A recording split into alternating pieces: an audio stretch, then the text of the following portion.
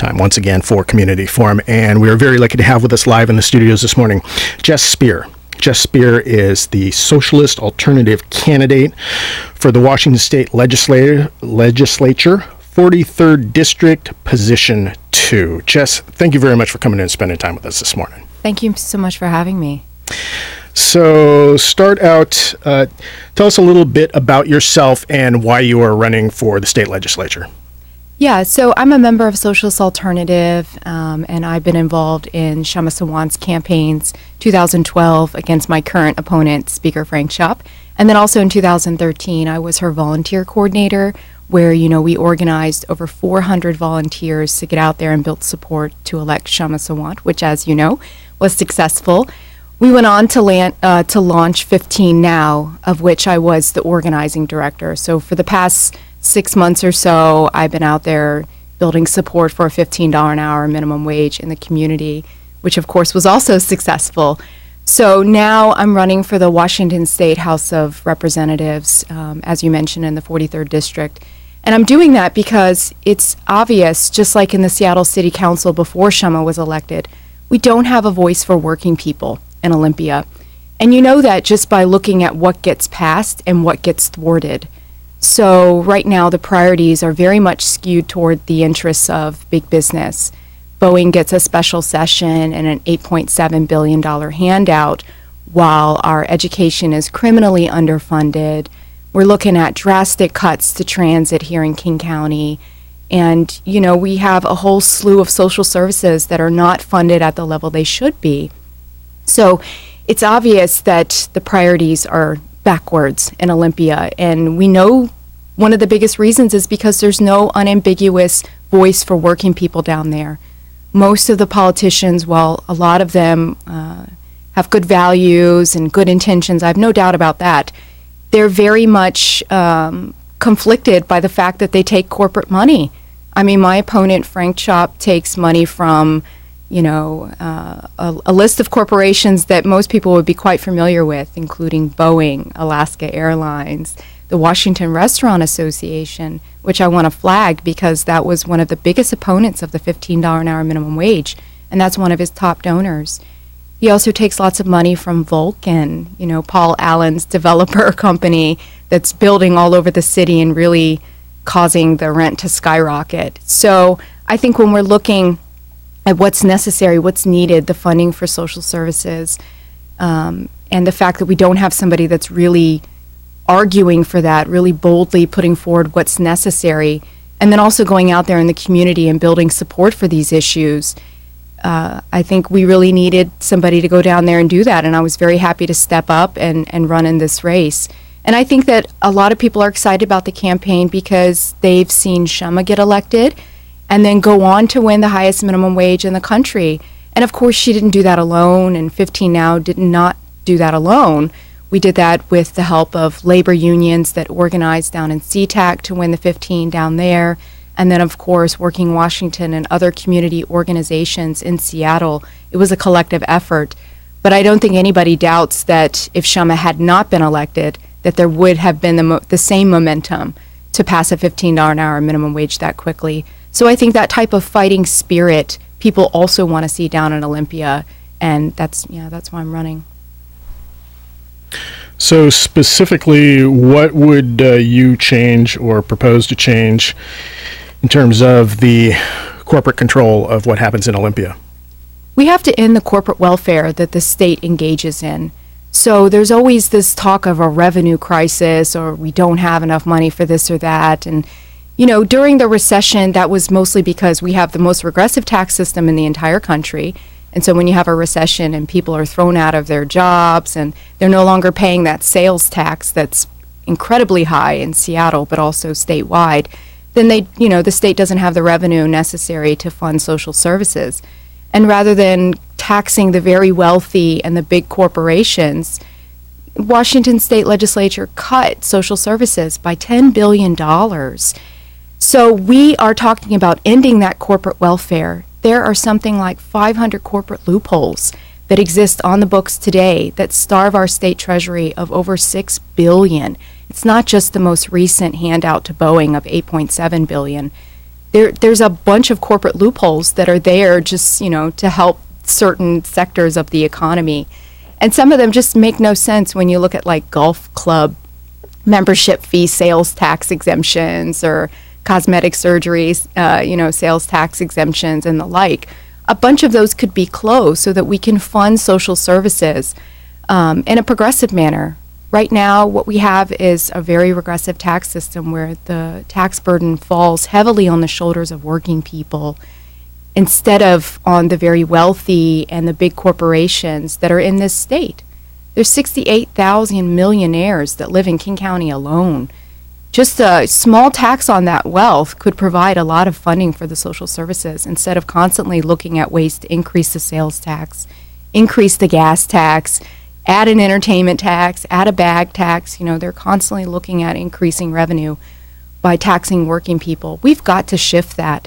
And I think what's lacking is somebody that's, taking no corporate money, as our campaign does. It takes no corporate money, and so is uncompromised and would go down in Olympia and very much argue for a tax on the wealthy and a tax on the big corporations.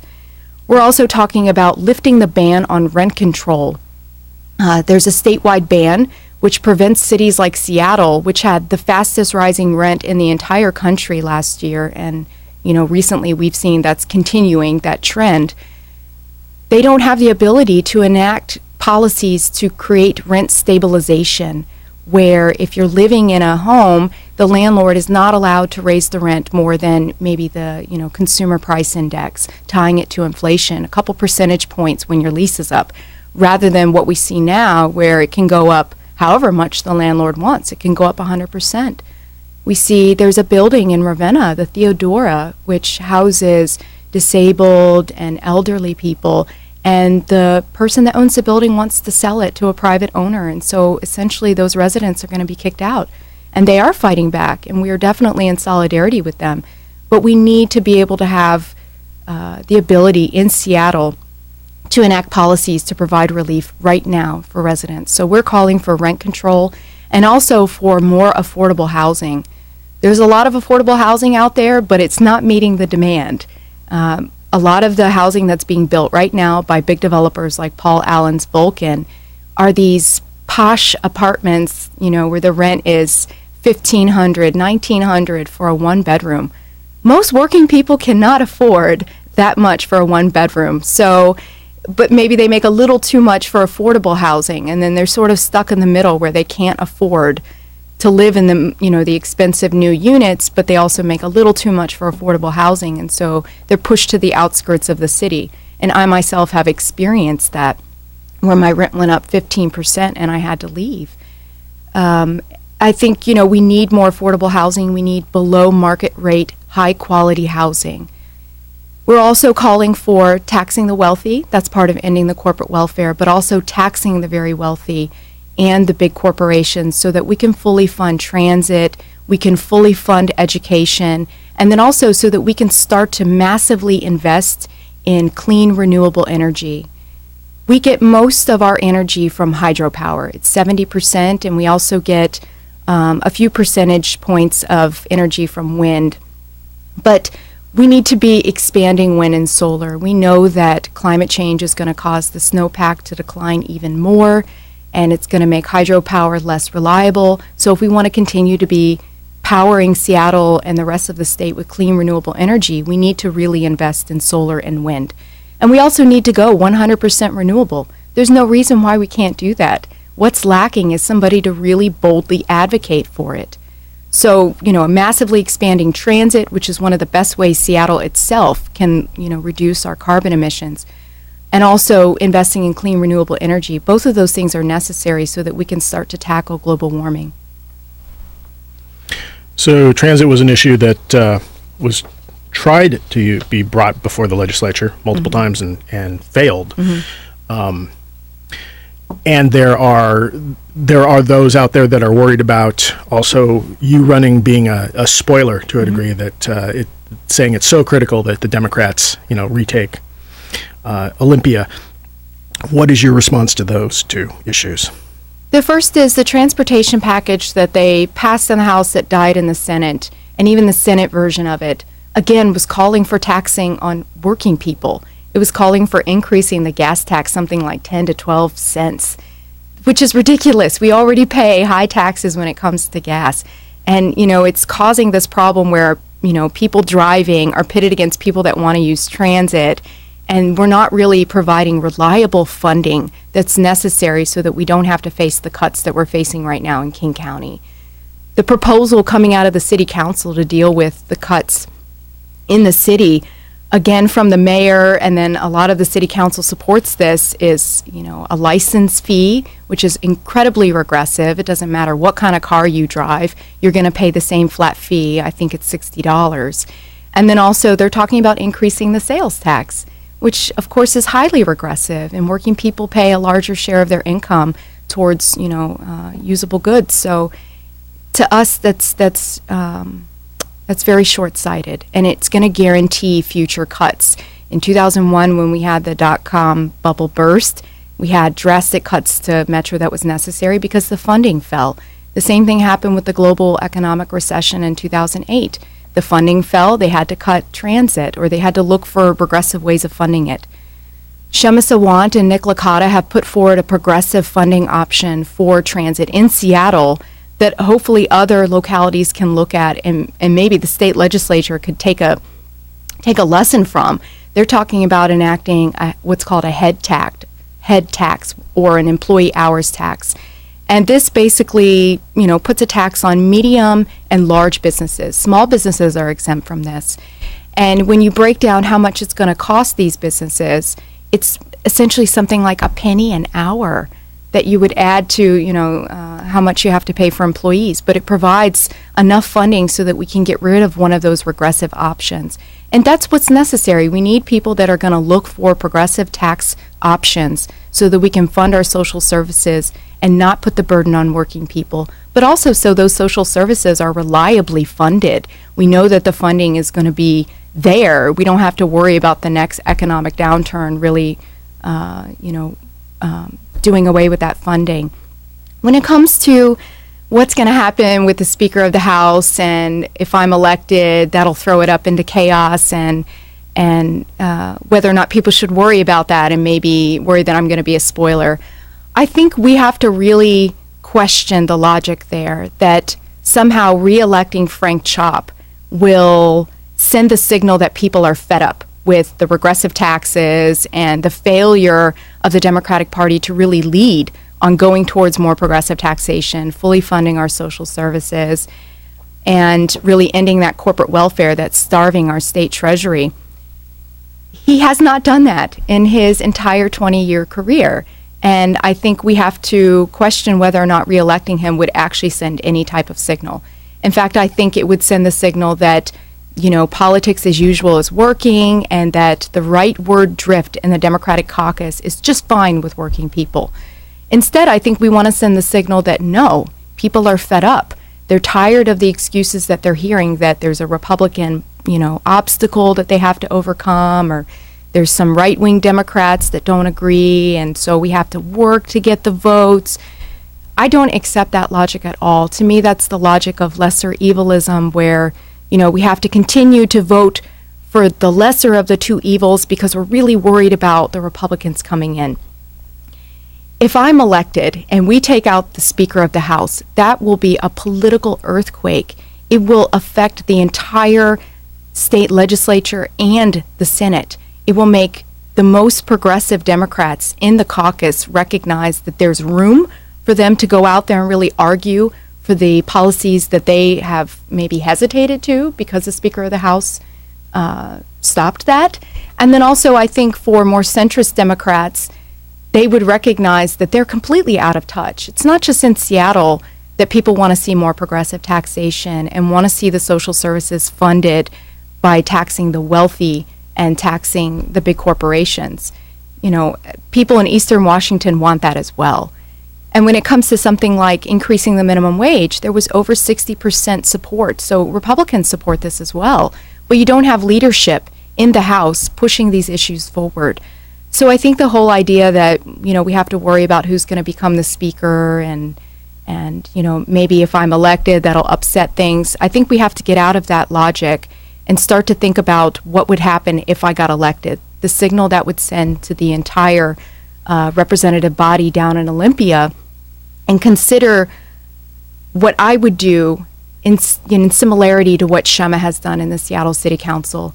I recognize that there's, technical differences between, a body of 9 on the Seattle City Council that's entirely, Democratic and one socialist, versus down in, Olympia, where you actually have Republicans down there, you have right-wing Democrats down there, and there's a lot more people you have to work with. So I understand the technical difficulties, but the method that we would, employ to really advance working class interests is the same. We would go out there and build a campaign for taxing millionaires, for ending corporate welfare, just as we did with launching 15 Now and going out there and building support for a $15 an hour minimum wage in the communities. We would go out there and campaign on lifting the ban on rent control. The whole point of this isn't just to get somebody elected. This isn't just about me. It's about registering the anger and the frustration at the status quo of politics as usual, not working for working people, and also to go out there and get regular people involved in the political process. That's missing right now. There isn't that pressure from working people on elected officials that they're feeling, that they feel like they really need to take up the issues that we care about most. Instead, the pressure on them is from their corporate donors and the business lobbyists that are swarming Olympia, telling them that, we want this bill passed or we want you to not pass this bill. We need to really rally people behind issues so that we can get them passed, much like we did with the $15 an hour minimum wage. That would not have passed in its current form if we had not had people out there marching, rallying, tabling every weekend and going out and talking with their neighbors. If that pressure from ordinary working people had not been on the Seattle City Council and had not been on the mayor's advisory task force, then we would not have had a strong $15 an hour minimum wage ordinance passed, even though it had those corporate loopholes, which of course we're not happy about. To us, that shows that we need to build an even more powerful movement, not that the movement that we did build wasn't what got it done. I think we need to take that lesson and what's possible down in Olympia too, and sort of reject this lesser evilism logic or this worry about how it'll shift the Democratic caucus and who might come in. I think we need to think a little bit bigger and understand it's not just swapping out Frank Chop's vote for mine. It would change the whole political conversation. So specifically, how would you get us to 100%, or how would you propose to get us to 100% renewables, and what would be the timeline on that? We have a whole swath of land in eastern Washington that I know that different departments have looked at to sort of see how much wind power could be generated. And it's a lot. There's a lot of land out there. We could be putting solar panels on all the buildings in Seattle and in, buildings all across Washington state. The technology exists. What's lacking is an investment in it to go out there and really expand the production of solar and wind turbines and then install them everywhere. We also need a new electric grid to deal with the different types of energy that would be produced. All of that would massively create jobs. There are workers right now that are trained and ready to go to work on these projects, but there's nobody advocating for actually expanding the investment here and also expanding it in a way that's progressive, that it's reliably funded, and not asking working people to pay more in gas taxes or, pitting road projects against transit projects. I think really what's required is somebody saying that what we're doing is not enough. We're not doing enough to deal with global warming. And the problem that we're dealing with unemployment, there's still unemployment and underemployment, even though we're in a so-called recovery. And the fact that we're facing global warming, with the new climate assessment coming out this year, the IPCC report coming out this year, and really laying it out bare that climate change isn't the future, it's right now. We're dealing with it right now. We need to take it seriously and plan for the future. Both of those things can be met by massively investing in clean renewable energy, shifting away from fossil fuels, and making sure we have the energy that's necessary so that we can have our high living standards, but we power that in a clean, renewable way. Really, what's required is ending the corporate welfare so that we can fund these projects, so that we don't have to take funding from education. We don't have to take funding from, human and health services. We can create the funding pool necessary to invest in clean renewable energy. I'm not trying to, make it seem like it's super simple, but to me, it's just obvious. You create the revenue that's necessary, you say what it's necessary for, and you go out there and you build on a campaign for it. There are a lot of people in this state that are environmentally conscious and want to see bold action on this, and they rightfully applaud the steps that are taken in the right direction by the new governor, by Obama coming out with the new EPA regulations. But these steps that are being taken are, to me, baby steps.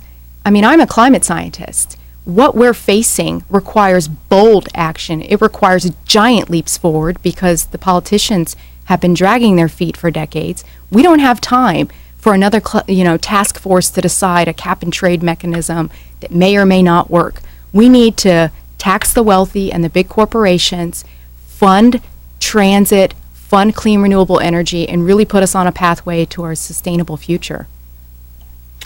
So, sticking with the concept of let's say wind farms, Eastern Washington, would this then be a public utility that the state would be paying, making the down payment on? Absolutely, be a public utility. I don't think it should be privately owned or run in any way for profit. Much like Seattle City Light, which has its problems, we need to be making sure that this is a not-for-profit, that this is publicly owned, publicly run, and the energy costs can be lowered this way. Really, it's just the cost of the upkeep and the initial investment that's necessary. It's different, from a coal-fired plant or from fossil fuels in general, where you have to constantly extract, ship, and burn fossil fuels, which lead to higher costs. People talk all the time about how coal and natural gas cost less than solar and wind, but the costs of solar and wind have gone down dramatically, and there's lots of new technology that we can be employing to drive those costs down as well. But really, the initial costs are really what's in front of us. After that, the cost of the upkeep isn't very much, and it creates a lot more jobs than the fossil fuel industry, and it can employ some of the same workers from one industry to another. So I think that, that's one big reason why we need to move to clean renewables, so that we can provide much cheaper, if not free, energy to everybody that lives in Washington State, and actually be a leader in the United States for what's possible to, put people back to work and put us on a sustainable pathway so that other states can follow suit. I read earlier this week that in the U.S. there are now more people employed in the solar power industry than there are in coal, in the coal industry. Mm-hmm. Yeah, I mean, coal has been slashing jobs for decades as they've gone to more disruptive ways to unearth the reserves. I mean, they've gone to mountaintop blasting, which is, or mountaintop removal, which is incredibly disheartening, and also destructive to the families that live nearby. Yeah, I mean, reports show all the time that clean renewable energy infrastructure projects hire a lot more people, and these are also career jobs. These are jobs where people will be employed for their entire lives if they like, rather than a coal job where you're dealing with a private industry that's really going to exploit you as much as they can, and also it's an extremely dangerous job. Fossil fuel jobs are extremely dangerous, so that's another argument for why we should be moving to clean renewable. And specifically with the taxing the large corporations and the extremely wealthy, do you have numbers proposed for that at this point? I mean, do you anticipate it'd be, for instance, with the wealthy, if you make over X amount, you would be taxed X amount? No, I mean, I think I would look at what Chama was pushing for last year, which was a millionaire tax, right? If you make $1 million or more in income, then we would tax that. By how much? I don't know. We'd have to look at the numbers. It doesn't have to be a really large tax. But we would talk about, making sure that it's known to people that this is a millionaire tax, that it's a tax on income above a certain amount. I think if you look at 1098, when they tried to pass that a few years ago, it was labeled as an income tax.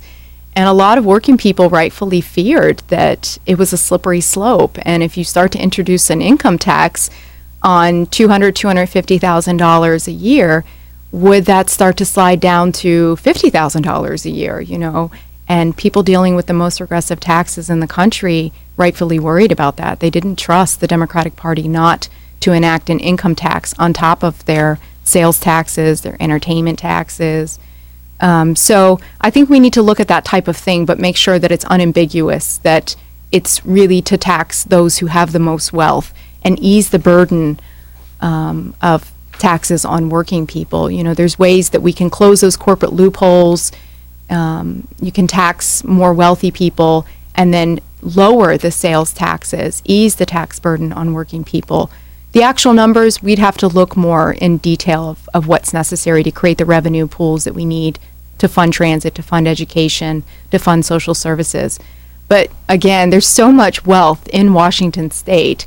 You wouldn't need really high taxes to provide this revenue. There's, a small tax would provide enough.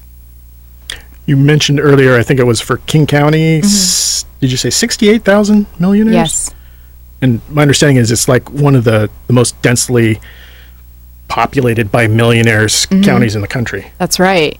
It is. And I think in the world, too, we have multi-millionaires that are living here. I mean, we have no income tax. So they can live here without seeing their income taxed in any way. We also don't have a capital gains tax.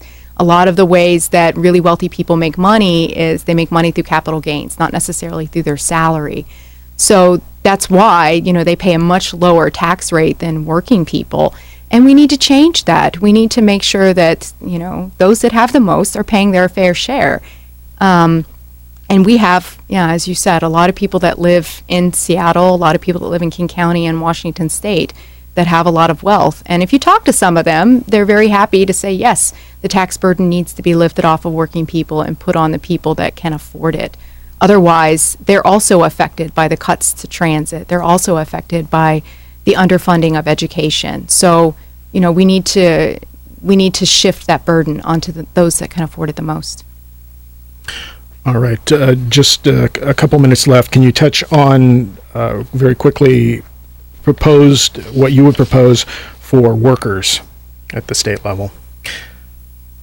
What I would propose for workers? I think what I would propose is that we all start to get politically involved and be engaged. And if we want higher wages, if we want to increase the minimum wage statewide, which is necessary, $9.32, it's the highest in the country, although a few states have passed up to $10.10. And I think Massachusetts just passed to 11, which will happen incrementally. So we're being passed by other states. But even $9.32 an hour is not enough, not just in Seattle, but in other, municipalities around the state. We need to increase the minimum wage. There's been talk about $12 an hour, but I would be bold and say we need 15. And we should be out there campaigning for it and do everything we can to force the other elected officials to side with workers against the the corporations that fund their campaigns. And I think we need to recognize that what happened with the Fight for 15 in Seattle has lessons for all the other issues that working people care about. Whether you need a raise for teachers or state employees, or just if you're working at a job that's non-unionized, the lesson is that there's power by uniting together with other people and going out there and demanding your rights. I mean, it may look odd to people that that's what wins the day, that going out there and marching in the street and carrying signs and chanting and all of that seems odd to people that haven't seen mass movements, and we haven't seen them in this country in generations, that's actually what wins the day. But, just a look at history will show you everybody's aware of the civil rights movement, the women's movement, the LGBTQ movement, the environmental movement. Those things all have movement at the end of them for a reason, because we know that it took, thousands and millions of people coming together, demanding rights. That's how we won, civil rights, women's rights, environmental protections.